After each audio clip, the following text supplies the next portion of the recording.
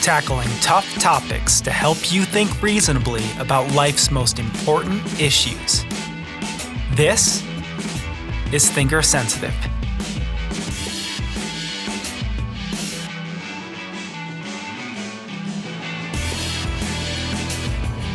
Welcome to Thinker Sensitive.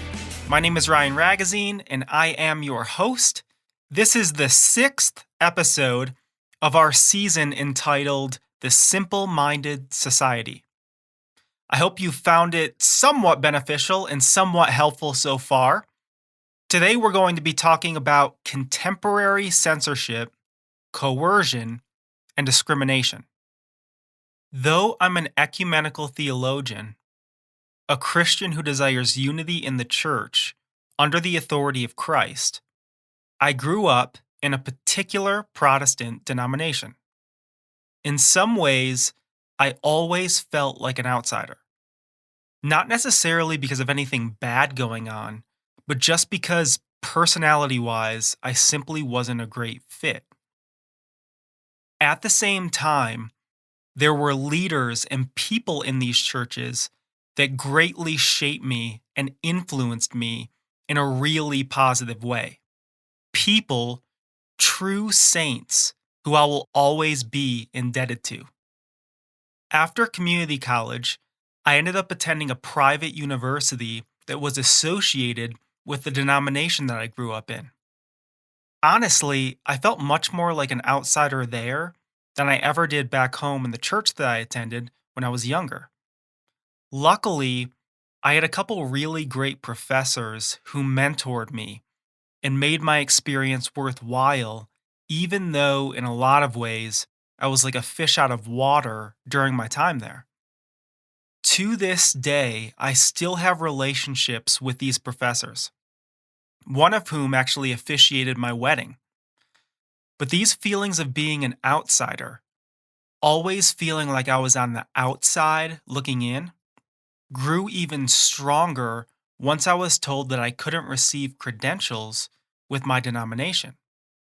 It didn't really bother me all that much, to be totally honest, but I know some of my friends and former mentors weren't all that happy about our denomination's position on the matter. When Chad, the original founder of this podcast, and I were in the midst of developing our long-term plan and strategy for Thinker Sensitive, I was informed that I wasn't allowed to record podcasts with Chad, and he wasn't allowed to record podcasts with me. Chad was working at a particular church in the denomination at the time, and someone in leadership, whether in the church he was working at or in the district, told him that he couldn't record with me. The reasoning that was relayed to me was that I was, quote, too liberal, end quote. This opinion came from people who didn't even know me, who knew nothing about me, my life, and my history.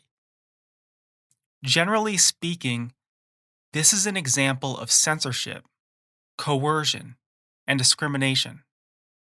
It might even be an example of slander, as the accusation directed against me undermined my ability to do business and run my podcast as a form of making a living. After this experience, I vowed to never allow anyone to censor me and prevent me from doing what I feel called to do and saying what I feel called to say. This is one of many reasons why I have such a high value for free thinking and free speech. Before we get into this issue, I think it's important to define our terms. Censorship is the suppression or prohibition of ideas and actions that are understood as politically or culturally inappropriate or unacceptable. Coercion is the practice of persuading someone to do something by using force or threats or incentives. Discrimination is the unjust or prejudicial treatment of different categories of people or things. And bias is prejudice in favor of or against one thing, person, or group compared with another, usually in a way considered to be unfair. There are also some really key distinctions and standards that we need to establish here as well. The first would be the distinction between the legal dimension and the ethical dimension. So there's censorship that is legally permissible, but it may not be ethically permissible, depending on one's interpretation. There's also the distinction between hate speech and free speech. At Thinker Sensitive, we affirm the legality of free speech, but ethically oppose certain expressions of it, like hate speech, for instance. But what exactly is hate speech? Part of the problem is there's no unequivocal, objective, legal definition. Broadly speaking, hate speech is not illegal, though particular forms or applications of it may be judged as illegal. Here are my personal and subjective parameters. Hate speech can be defined as derogatory and direct ad hominem attacks against another person based on one's identity. Now, if hate speech isn't illegal, at least on a very broad and general level, then what kind of speech is? Let's look at the legal exceptions to the First Amendment. The first exception is obscenity. Obscenity is concerned with prohibiting lewd, filthy, or disgusting words or pictures. Now, there's great disagreement on how to apply this law or this standard, and it's enforced more on the state level than it is on the federal level. Fraud is another exception to the First Amendment. Fraud is the use of intentional deception for monetary or personal gain. A threat of imminent violence, incitement of lawless action, or speech integral to already criminal conduct are also exceptions to the First Amendment. And finally, defamation is another exception to the First Amendment. There are two forms of defamation. One is libel, which is a written form of defamation, and the other is slander, which is a spoken form of defamation. So we have a basic understanding of what kind of speech is legal and what kind of speech is not. But what am I talking about when I refer to the ethical dimension or the ethical category? What is ethically permissible and what is not ethically permissible? This is a very subjective question. And so my answer is naturally going to be a subjective one, a personal opinion. The ethical standards that I'm working with in this context, the criteria that I'm using to judge what is ethical and what is not, are things like tolerance, diversity, inclusivism, openness, consistency, impartiality, fairness, reciprocity, freedom, charitableness, respect, and consideration, all within reason. I believe that free speech should be the general rule, with few exceptions. Free speech should be widely applied, not widely limited, and without discrimination with regards to ideology. There should be a general rule of universality, instead of particularity and selectivity based on worldview or belief system.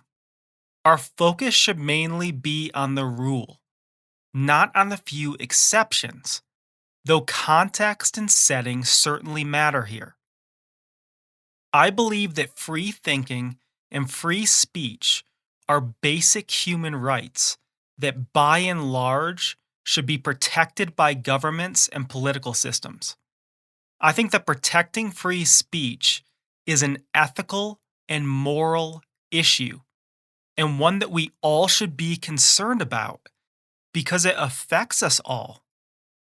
My main ethical exception to free speech, which overlaps with the legal exceptions to the First Amendment, would be lawless, hateful, violent forms of extremism or radicalism. I think that there should be natural limits to the ethical values of tolerance, diversity, and inclusivism based on the criterion of immoral extremism and radicalism.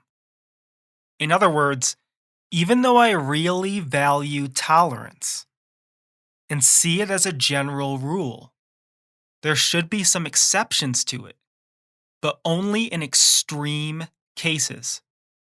Now, the problem is that different people have radically different views on what radicalism is. These views are subjective and relative to the individual interpreter, and they are often highly influenced by personal bias and partisanship. A conservative, for example, may not view the Proud Boys as an extremist group, but they may very well view Antifa members as extremists, and vice versa. Our personal biases drive our interpretations. As I just mentioned, a lot of these decisions also come down to context and setting. What is ethically permissible in one setting may not be ethically permissible in another setting. Once again, context matters. And I think we need to learn to become contextual thinkers. The distinction between a private and public setting is particularly relevant to this discussion, for example. Stating something controversial might be ethically permissible in the company of close friends, but stating something controversial might not be ethically permissible in the company of your colleagues during a meeting at work. With this in mind, let me give a contextual and dialectical appropriation of some of these values, an example of how these values work together and how they're worked out within the context of free speech. In my opinion, anti-religious bigotry should be tolerated online and in various forms of media, but not necessarily in the context of friendship. In appropriate contexts, people should have the right to denounce religion and scrutinize religious people, even if it's derogatory and pejorative in nature. Here you see my values of tolerance, free thinking, and free speech. On the other hand, as a religious person, I'm probably not going to be friends with someone who consistently berates my religious identity in a mean-spirited manner, making me feel uncomfortable and unsafe. Here you see my values of context, diversity, inclusivism, charitableness, respect, and consideration.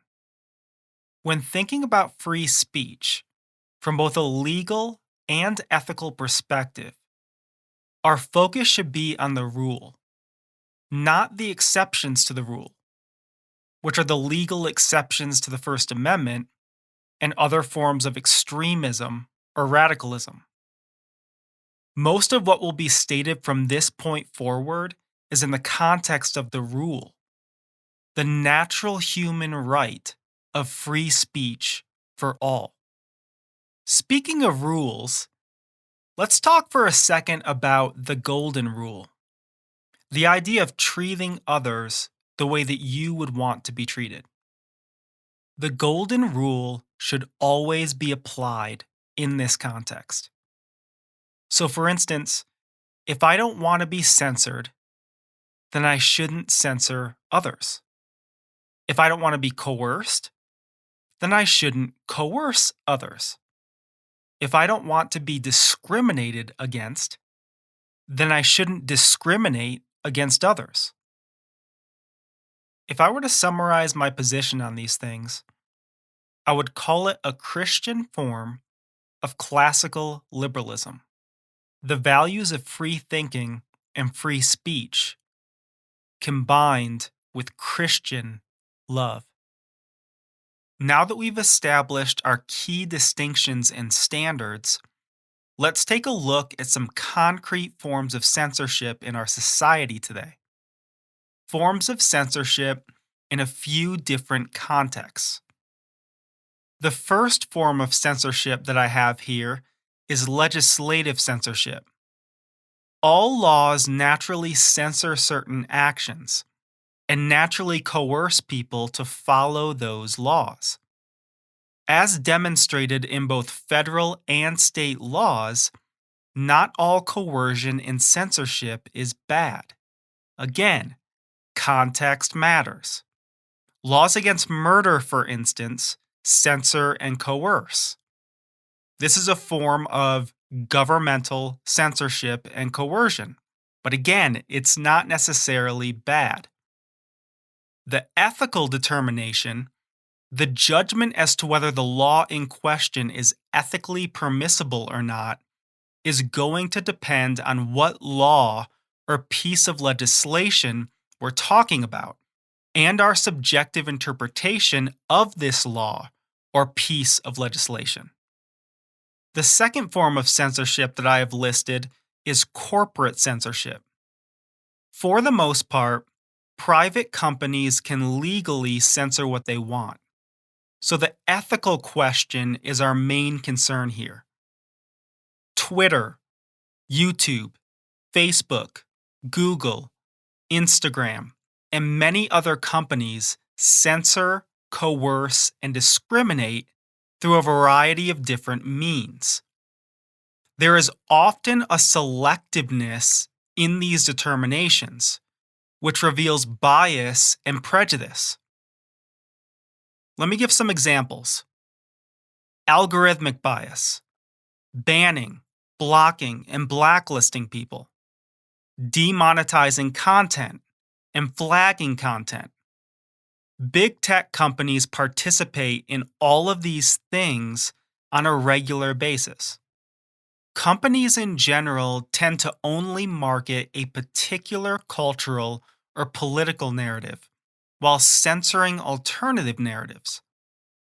This is often driven by the pursuit of status, power, and money. If you don't believe me, I would ask you this.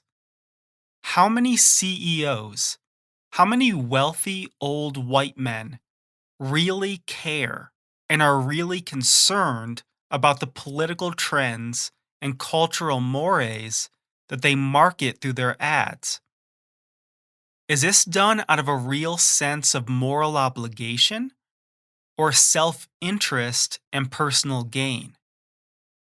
The concerning part is that most people 40 years and under are primarily educated and develop their worldviews and ideologies through many of these companies, tech companies, media corporations, social media networks. This can be a form, however subtle, implicit, and even unintentional, of indoctrination. It can certainly be understood as an expression of various forms of censorship, coercion, and discrimination. The last form of censorship that I have here is what I call social censorship. A censorship that takes place in various subgroups, whether online or in person. It involves groupthink and a kind of herd mentality. It results in a censorship through coercion. Unfortunately, social groups are often homogeneous and exclusive. They sometimes become this way because over time, difference is progressively censored and discriminated against, and ultimately ostracized. A social group can become a subculture of insults, mockery, pejorative comments, presumptuousness, prejudice, shaming, generalizations, and labels, which naturally censor and coerce and drive away any semblance of divergence. Political groups on Facebook might serve as a good example. I'm sure there are a bunch of subreddits also like this, though I don't usually go on Reddit. I have definitely experienced this kind of thing on different online forums, blogs, and websites. Many times it can be very subtle, implicit, and unobvious to the people participating in it. But those who directly experience the discrimination know it to be real. In my subjective opinion, censorship on both the corporate and social levels is often done in the name of tolerance, inclusivism, diversity, and coexistence. And yet, far too often, the censorship in question directly opposes these values, and therefore it becomes unethical. The irony is that many who are against discrimination, prejudice, generalizations, and stereotypes promote these very things. I see this again and again in our society and on social media. There is a great deal of conflict, inconsistency, contradiction, and hypocrisy on this issue. The implications are vast. You have suppression. You have a lack of openness. You have a lack of dialogue and discourse. Basic, even innocent difference in opinion and viewpoint becomes taboo or scandalous. You have different forms of indoctrination. Divergence is demonized. You have a loss of free speech, free practice, and free thinking. With that said, and let me be very clear on this, I think all contemporary American comparisons to historical totalitarian regimes and autocratic dictatorships are over the top. To compare the current cultural and political landscape in the US to Nazi-led Germany is an exaggeration and a form of extremist rhetoric that should be discouraged, but not censored or banned or blacklisted or canceled. You see the difference? Before I get to my conclusion, we probably need to hit the issue of disinformation here. I'm going to keep this really brief. Disinformation is a big problem in the social media age. The mass dissemination of it is a big problem. The big question to me is this: does it fall under one of the exceptions to the First Amendment? Or is it a form of violent extremism or radicalism? In the context of a private company or a public agency, you'll ask the question whether it's a form of hate speech as well. If not, let it be. If so, censor it. My personal stance on the matter is this: in general, in a free democracy, disinformation should be criticized, corrected, and countered by the people, by the responsible citizens of a democracy, not censored, banned, and blacklisted by private or public agencies. You may ask the question, but what happens when we live in a society where the masses are simple-minded and are unable to scrutinize disinformation? My answer is this: either take personal responsibility and speak up and take action in your society, or become a citizen of a different democracy that is more representative of your values. I want to close out this podcast with some personal recommendations and correctives. I'd like to see marketing and advertising that doesn't reflect blatant partisanship.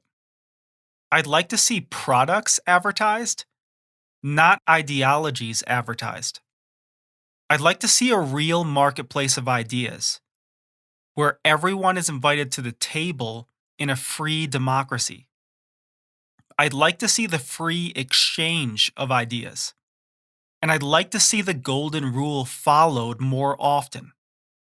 For example, if I don't want my opinions, ideas, worldview, belief system, and lifestyle censored and discriminated against in my society, then I shouldn't be so quick to censor and discriminate against others. I was watching a Curb Your Enthusiasm episode last night, and Larry David talks about how he wants free speech for himself, but not for anyone else. And if anyone has anything to say, or anything that they want to say, it should run through Larry. That's kind of the mentality that I see in our society today. We need to realize that offense often strikes both ways. This is so important to recognize. Let me give some examples. The claims of Christianity can offend non-Christians, but the claims of non-Christians can also offend Christians. The claims of Hinduism can offend Muslims, but the claims of Muslims can also offend proponents of Hinduism. The claims of conservatives offend liberals. The claims of liberals offend conservatives. Should we censor everything that is offensive? If we do, would there be anything left of worth and meaning and creativity and substance? Wouldn't we just be left with a bunch of basic propositions, like 1 + 1 = 2, or like the sky is blue? But wait, what about people who are colorblind?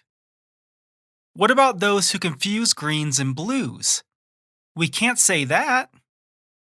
Most personal and subjective beliefs are offensive in some way, to someone, and somewhere. We should be very cautious about censoring things simply because they're offensive. And we need to recognize that offense is often two-sided. I'd like to see respectful, empathetic, civil discourse. I'd like to see charitable interpretations. I'd like to see true tolerance, true diversity, true inclusivism, and true coexistence. Thanks so much for listening. We'll catch you on the next episode. This episode, and all episodes of Thinker Sensitive, are available at thinkersensitive.com, iTunes, Spotify, and more. If you enjoy our content and wish to donate to help us grow our online community of thinkers, please visit thinkersensitive.com.